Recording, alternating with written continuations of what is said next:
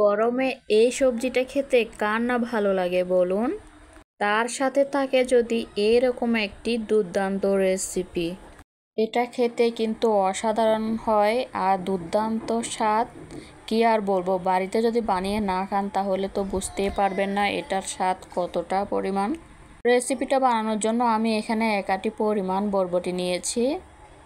বরবটিটাকে আমি এভাবে করে সুন্দর করে ভাজ করে নিয়েছি। বরবটির সেই সামনের দিকটা এভাবে করে কেটে ফেলে দিচ্ছি। তো কেটে ফেলে দিয়ে আমি এই সাইজ করে কেটে নিচ্ছি। বেশি বড় করে যাবে না, আবার বেশি ছোটও করা যাবে না। আমি ঠিক যেভাবে করছি সেই সাইজটাই করে নিতে হবে। একটা জিনিস খেয়াল রাখবেন, বরবটি হচ্ছে মিষ্টি জাতীয় সবজি, এর মধ্যে অনেক পোকা থাকতে পারে। ভালো করে একটু চেক করে নেবেন যাতে পোকা টোকা না থাকে। এভাবে করে সুন্দর করে বরবটিটাকে কেটে নিয়েছি। এবার হচ্ছে দুটো বড় সাইজের পেঁয়াজকে আমি কেটে নিচ্ছি।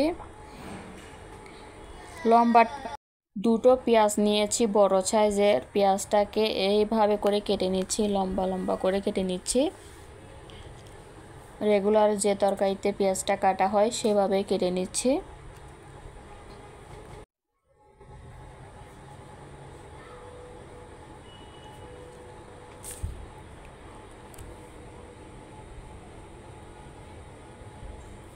পেঁয়াজটা কাটা হয়ে গিয়েছে। চুলায় একটা প্যান বসিয়েছি, পর্যাপ্ত পরিমাণ তেল দিয়ে দিলাম। তেলটা গরম হয়ে গেলে 4 থেকে 5টার মতো শুকনো মরিচ এভাবে ভেজে নিচ্ছি। বেশি ভাজবো না মরিচটাকে, এভাবে করে ব্রাউন করে ভেজে নিব। এটা বেশি যখন পুড়ে যাবে তখন খেতে ভালো লাগবে না, তিতা তিতা হয়ে যাবে। তো মরিচটাকে উঠিয়ে নিয়ে আমি এখানে 2টা রসুন কুচি আর এখানে 2টা পেঁয়াজ কুচি দিয়ে এটাকে ভালো করে একটু ব্রাউন করে ভেজে নিচ্ছি। ব্রাউন কালার যখন হয়ে যাবে 3 থেকে 4টার মতো কাঁচামরিচ দিয়ে দিলাম। ঝালটা আপনাদের পছন্দ মতোই দিবেন। আমি এখানে 4-5টার মতো কাঁচামরিচ নিয়েছি, আপনারা কম বেশি করে নিতে পারেন। তো এবার হচ্ছে তেলগুলো ঝরিয়ে আমি পেঁয়াজ রসুন মরিচটাকে উঠিয়ে নিচ্ছি।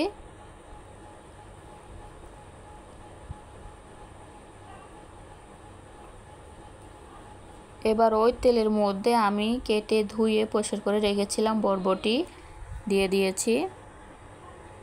1/2 চামচ পরিমাণ লবণ, 1/2 টিস্পুন পরিমাণ হলুদের গুঁড়া দিয়েছি।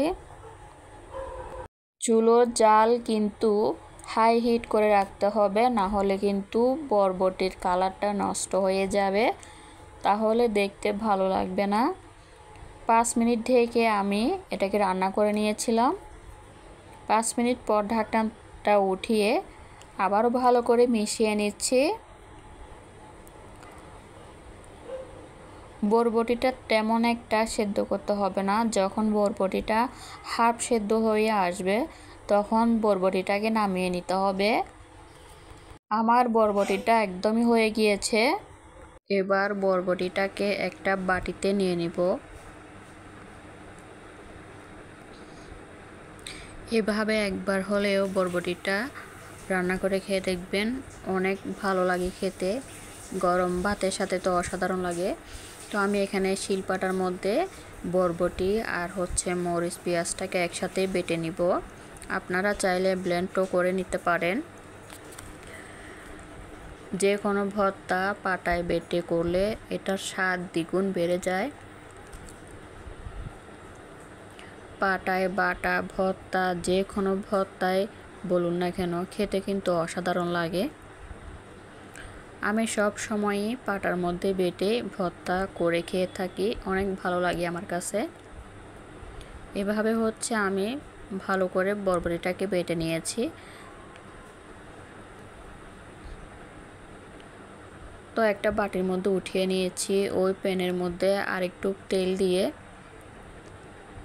একটা ডিম ফেটিয়ে রেখেছিলাম, সেটাই হচ্ছে দিয়ে দিচ্ছি। একটু 1 টিস্পুনের মতো লবণ ছিটকে ডিমটাকে ভেজে নিব।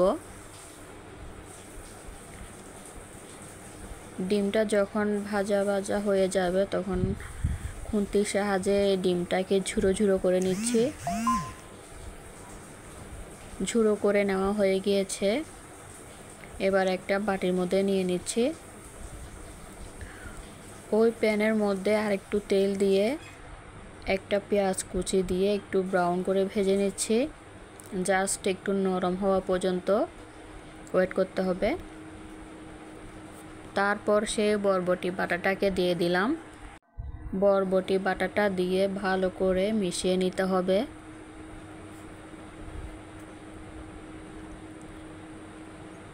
যত ভালো মেশাবেন টেস্ট অনেক বেড়ে যাবে। এবার দিয়ে দিচ্ছি ঝুরো করে রাখা ডিম। ডিমটা দিয়ে ভালো করে মিশিয়ে নিতে হবে। ডিমটা ভালো করে মেশানো হয়ে গেলে যে শুকনো মরিচগুলো ভেজে রেখেছিলাম 2 থেকে 3টার মতো আমি এভাবে ভেঙে দিয়ে দিচ্ছি। সুন্দর একটা ফ্লেভার বের হবে আর খেতেও কিন্তু অনেক মজা হবে। আমি এভাবে করে ভেঙে দিয়েছি, আপনারা চাইলে আস্তেও দিতে পারেন। এভাবে করে খুন্তির সাহায্যে ভালো করে মরিচটাকে মিশিয়ে নিচ্ছি। আপনারা ঝালটা কম বেশি করে নিতে পারেন, যে যেরকম ঝাল খাবেন সেরকমভাবে ঝালটা দেওয়ার চেষ্টা করবেন। হয়ে গিয়েছে আমার বরবটির অসাধারণ রেসিপি ডিম দিয়ে। কেমন হয়েছে বন্ধুরা কমেন্টস করে জানাবেন। আর এইভাবে বাসায় বানিয়ে খেয়ে দেখবেন, গরম ভাতের সাথে অসাধারণ লাগে। আসসালামু আলাইকুম, আল্লাহ হাফেজ।